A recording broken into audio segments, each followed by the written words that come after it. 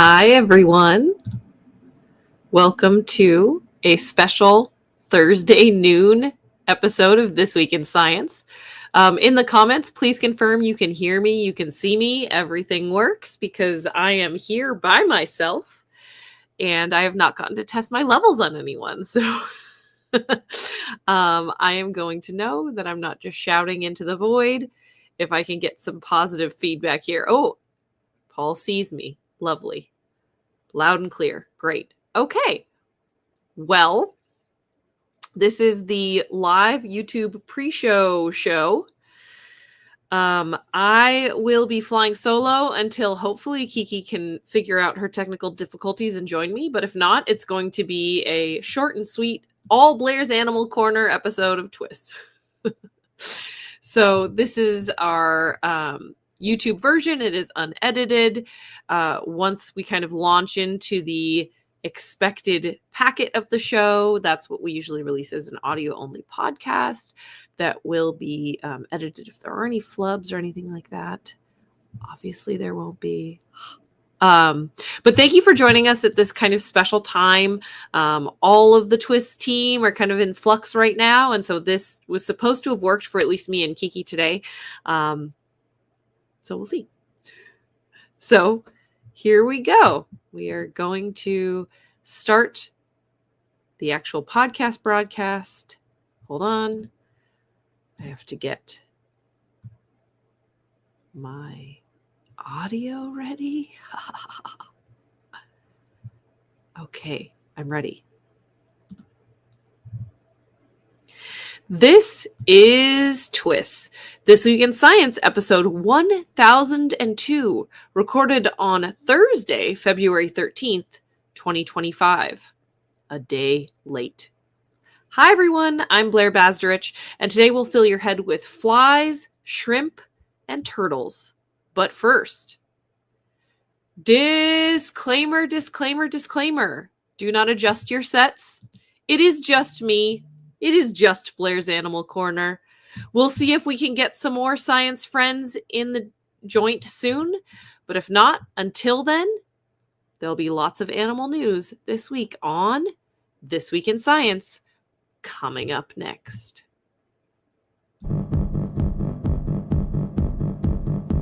I've got the kind of mind I can't get enough. I want to learn everything. I want to fill it all up with new discoveries that happen every day of the week. There's only one place to go to find the knowledge I seek. I want to know what's happening.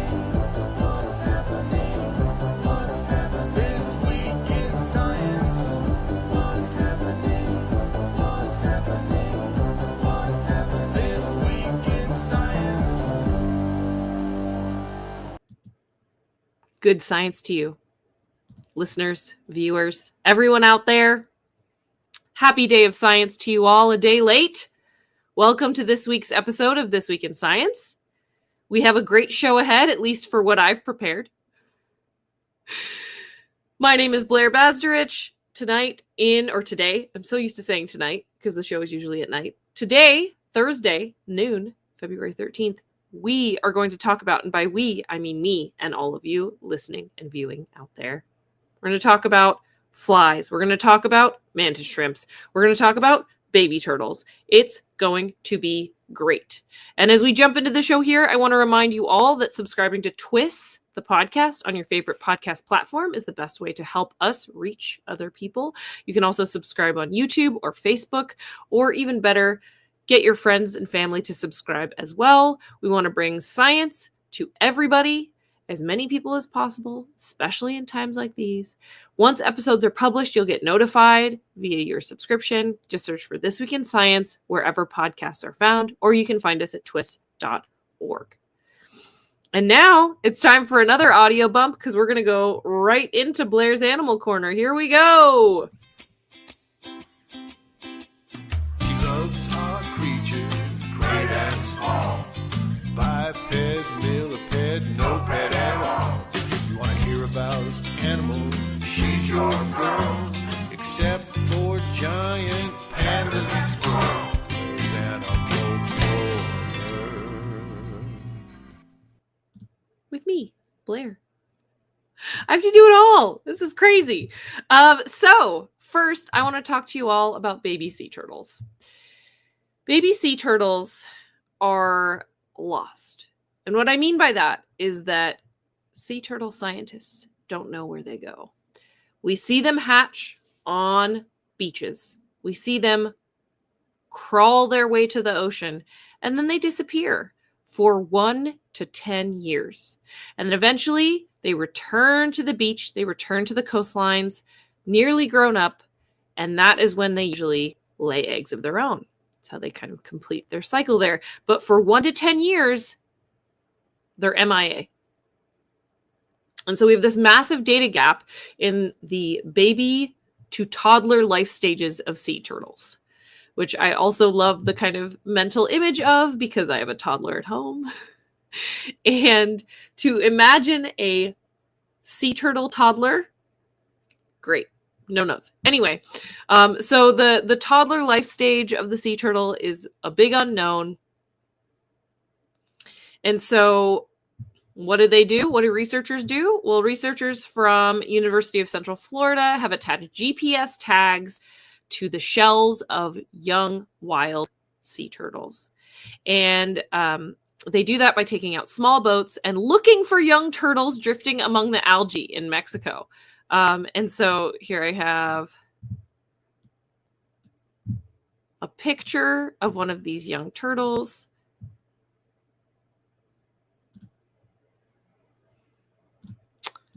If I can remember how to do this, here we go. Here is a sea turtle with a little GPS tracker on him. The outside of their shells actually shed, and as they grow, turtle shells shed all the time, but they shed even more when they're growing. And so those GPS tags aren't going to last very long no matter what, but they stayed on long enough to transmit for a few weeks to a few months, and then they kind of sloughed off. And that location data was recovered.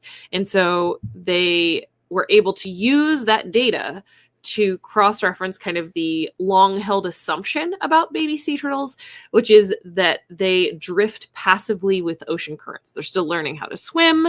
They're going with the flow. They're just going wherever the ocean takes them. And eventually they build up enough knowledge, wherewithal, interest in the world to start navigating themselves around.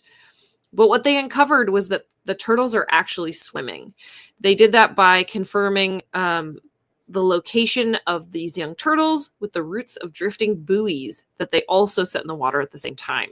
They were not following the same pathway as the buoys that were drifting on their own. And more than half of those buoys washed ashore. Turtles did not, of course. And so it turns out that they're actually making their own decisions about where they want to go and what to avoid. It also showed that there was more variability in locations than scientists expected. And so the turtles actually moved between different types of habitats in a way that they didn't anticipate. So they moved between the continental shelf and open ocean. They moved all over the place, way more than was previously thought. And for a really long time, it wasn't possible to kind of track these turtles, and it was a long-held dream of researchers, like someday we'll find out what those turtles are up to. But finally, the technology has arrived that has allowed marine biologists to actually see what these guys are up to when they are young. So now we know that can help with sea turtle conservation, of course. And so it can also help kind of plan for how to care for turtles. We know that turtles are endangered, and they have a lot of pressure on them between climate change, plastic pollution, trafficking. All those things together are impacting sea turtle populations. We can protect them when they're eggs. We can protect them when they're adults. Now, if we know what they're up to when they are in this baby and toddler phase, we can protect them as well. So that is what I learned about turtles. Does anyone in the chat room have anything they want to kind of hear more about? Have any questions? Want to contribute anything? Just want to make sure we're having a nice conversation here since it's just me. Yeah, so those are the sea turtles. If you ever wondered what they've been up to in their toddler years. All right, so moving on from adorable baby sea turtles, let's talk about flies. Everyone loves flies, right? So we're talking about this guy right here.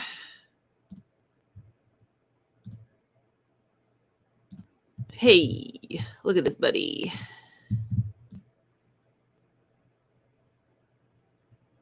So these are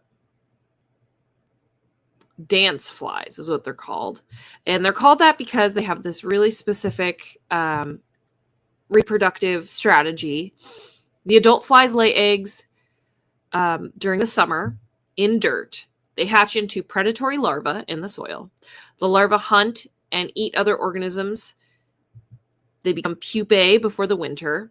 They kind of hibernate out the winter as pupae. And then in the spring, they complete their development and become flying insects, the flies. The flies emerge, and then they fly for only a few weeks. And during that time, the males and females gather, they swarm, and they dance. And they dance around to court each other. The males bring nuptial gifts. That's how the females eat. So the males find their own food. Females only pretty much eat via the gifts. And then they swarm and they mate. And then the females, they eat the male gift while the male inseminates her. The mating is repeated several times with different partners. And then once the female has mated enough, she lays eggs into the soil and it all starts over again in this beautiful cycle. And so what this study is looking at is kind of their very own battle of the sexes from universities of Gothenburg and Stockholm.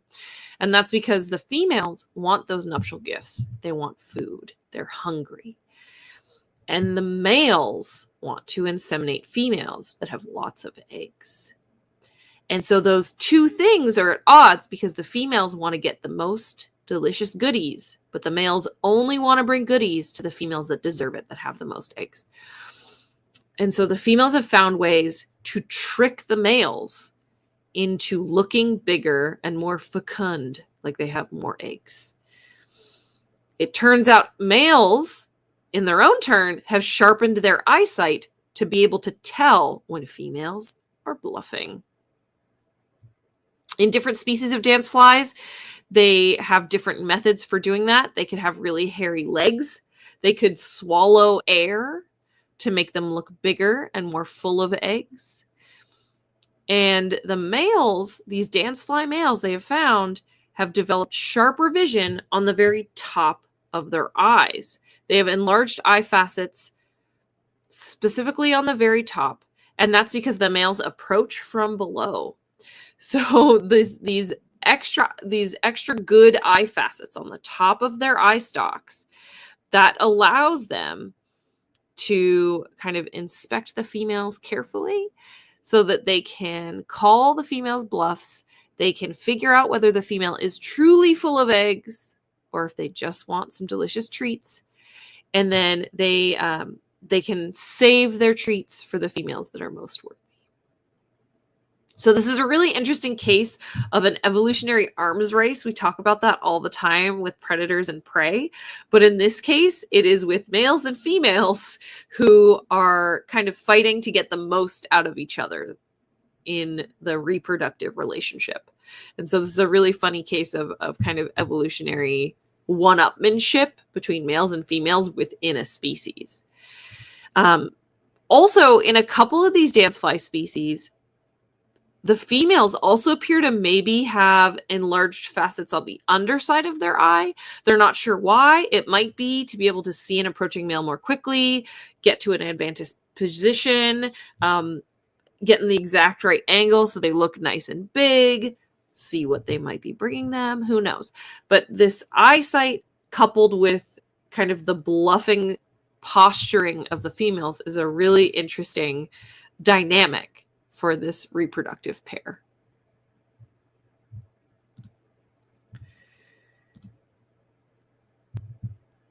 So yeah, those are the dance flies. And then my last story for today, this is going to be the shortest episode of This Week in Science ever, is all about mantis shrimps. And mantis shrimps, we've talked about on this show many times. And that is because they have a really unique way of protecting themselves and hunting. And that is they are stabby or punchy. Is how we used to talk about it on the show all the time. And so here we are. The mantis shrimp, they can see a myriad more colors than we can. They are extremely beautiful. They are crazy looking. But they also have these big old hammers or big old spears. And so for this one, from this study from Northwestern University, we are looking at the hammer type of this particular Pokemon. The mantis shrimp, the smashy version can smash with the force of a .22 caliber bullet. But what's really interesting about that, and something that I hadn't really thought about very much, is that they don't crumple. You would think if they were hitting something with blunt force, with that much force, that they themselves would take some of that force and they would get injured by it. And it's so funny that I never really considered that. So Northwestern University looked at these guys, their fists or their dactyl clubs, and looked at the specific structure that they had.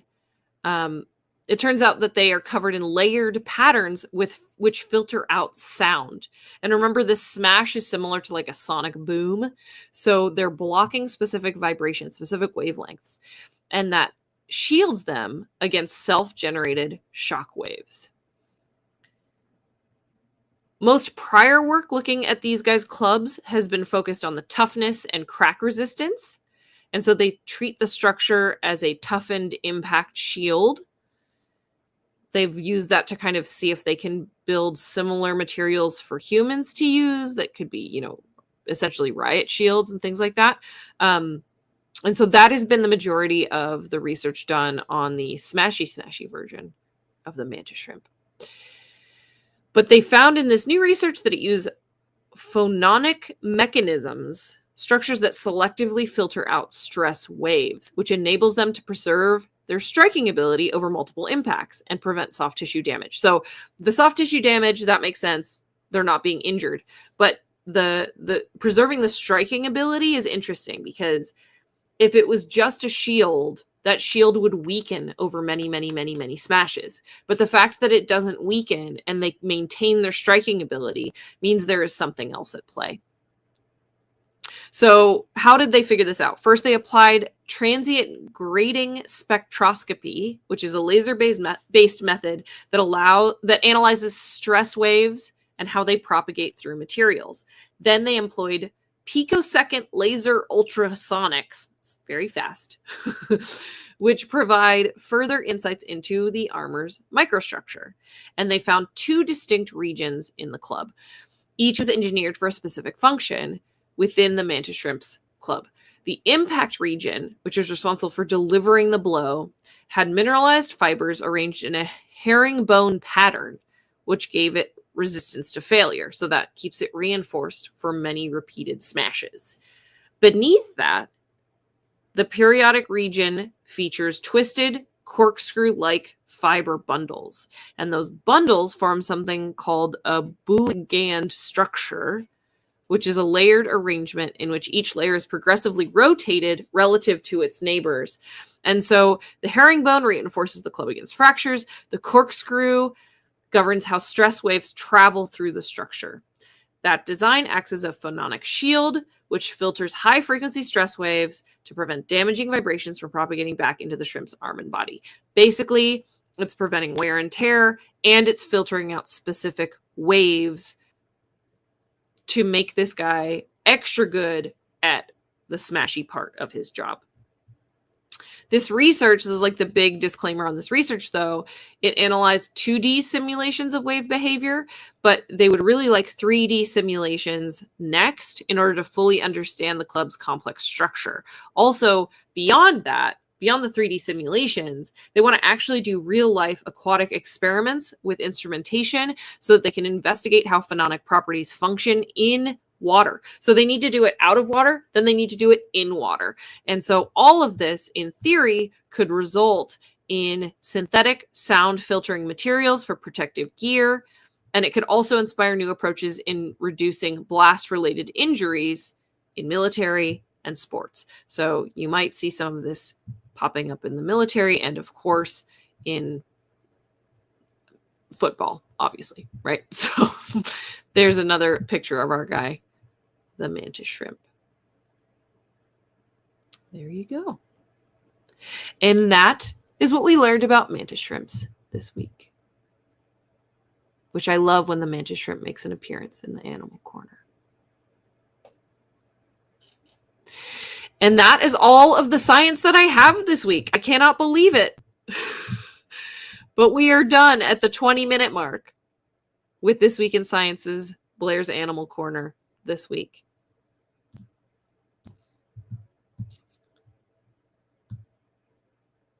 If you're just tuning in, I'm sorry, you've missed the majority of the show. This is This Week in Science. We are supported by listeners like you.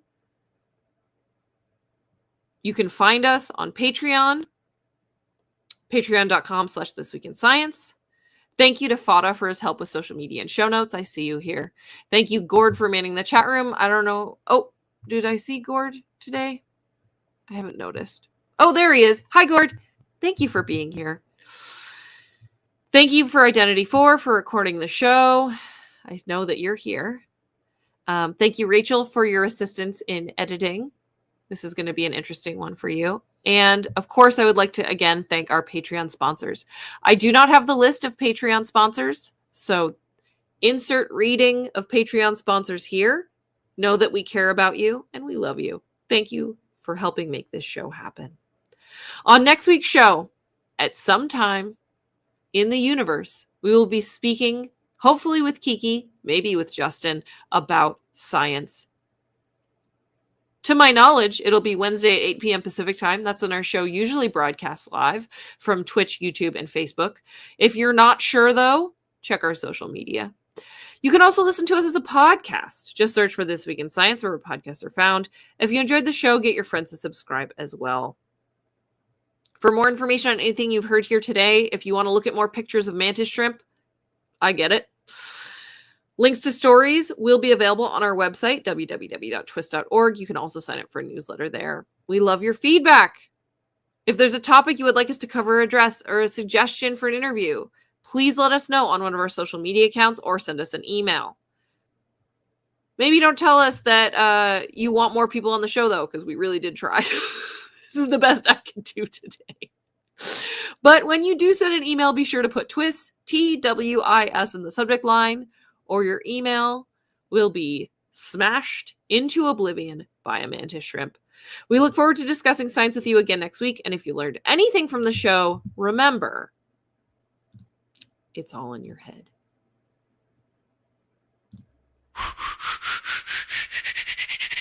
This Week in Science. This Week in Science. This Week in Science. This week in science, it's the end of the world. So I'm setting up shop, got my banner unfurled. It says the scientist is in, I'm gonna sell my advice. Show them how to stop the robots with a simple device. I'll reverse global warming with a wave of my hand. And all it'll cost you is a couple of grand. 'Cause this week's science is coming your way.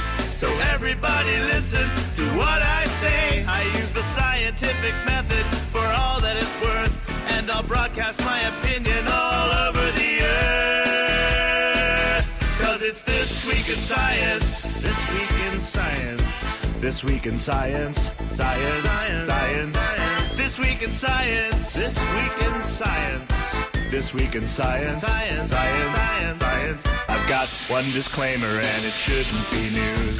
That what I say may not represent your views, but I've done the calculations and I've got a plan. If you listen to the science, you may just... My very gradual fade didn't work. That takes practice, I guess. Well, thank you all for joining us today. I can stick around for a few more minutes if anyone wants to ask me any questions, wants to chat about anything. Otherwise, I will move on with my workday. All shows should be a tight 23 minutes. Well, if you just want the Blair's Animal Corner show, you could probably make that happen. But I do miss having a conversation about these sorts of things, which is the idea, right? So, yeah. Oh, John Hogan wants to know if there's anything else in the ocean that resembles a mantis shrimp. So that's a great idea, or a great question. I've never seen anything visually. Oof, my internet didn't like that. I've never seen anything visually that resembles a mantis shrimp. I can tell you that, you know, they're related to crustaceans, arthropods. They're in their own subclass, though, which is really interesting. So at the class level, they're in the same class as pillbugs, crabs, isopods, stuff like that, other shrimp. But yeah, at the subclass level and below, they are all by themselves. They are the only extant member. But there were two other orders that existed in the Paleozoic, which is interesting. But yeah, they're really unusual. So I think that's part of it, is that they really don't have a lot of close relatives alive today. They have these really overdeveloped eyes with crazy visual acuity. Yeah, so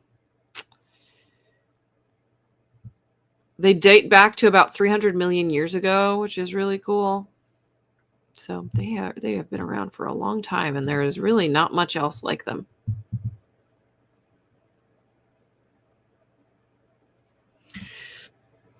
Do you notice how many insects look like a crossbreed between a mantis, a fly, a mantis, a hornet? Interesting. Well, I guess anything that kind of has those front, that's why they're called mantis shrimp, right? They have those kind of front hands that look like a praying mantis. So I guess, yeah, there's quite a few animals that have those. There are some spiders that carry up their hands like up here so that they look like ants. So they can kind of camouflage themselves. So that's pretty fun.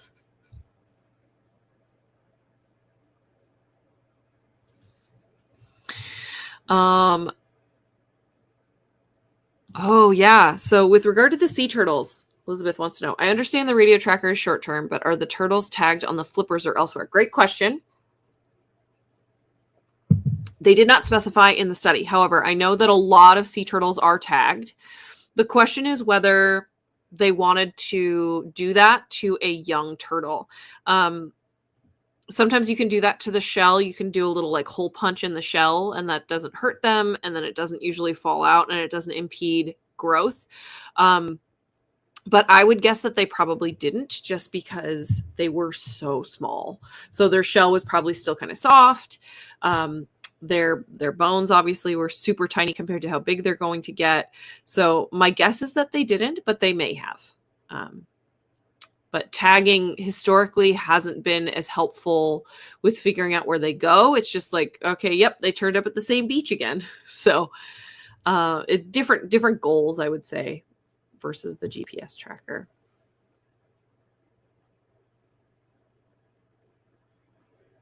Yeah. All right. Anyone have any other just general animal questions? You can hit me with anything.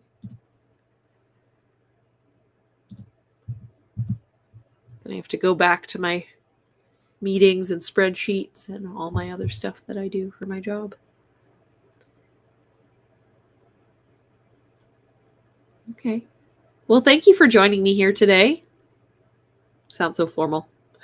Thanks for hanging out. Is that too informal? You got to find in between, right?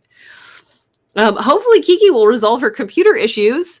Poor thing couldn't get her computer started today. So really fingers and toes crossed that can get resolved. She had technical difficulties last week that we got through, or 2 weeks ago. They got through in time to actually do a show last week. So she's not working on her normal machine. I think that's part of the problem. Is she had kind of like a stopgap measure that she was using last week that obviously has failed her today. So hopefully that can get resolved and we can get back to some TWIS fun. Justin is also in flux currently. I do not know where or when in the world Justin San Diego might be. So we'll see him soon, I'm sure. He'll join us as soon as he can. But in the meantime, it's going to be me and Kiki holding down the fort. Hopefully you'll see us all next Wednesday at 8 p.m. Pacific time. Stay tuned to our social media channels in case that changes. But thank you so much for hanging out on your lunch hour with me today. And I'll catch you all next time. What does Kiki usually say? Stay curious. I'm going to throw in stay hopeful. And she always says, stay lucky. Bye, everybody.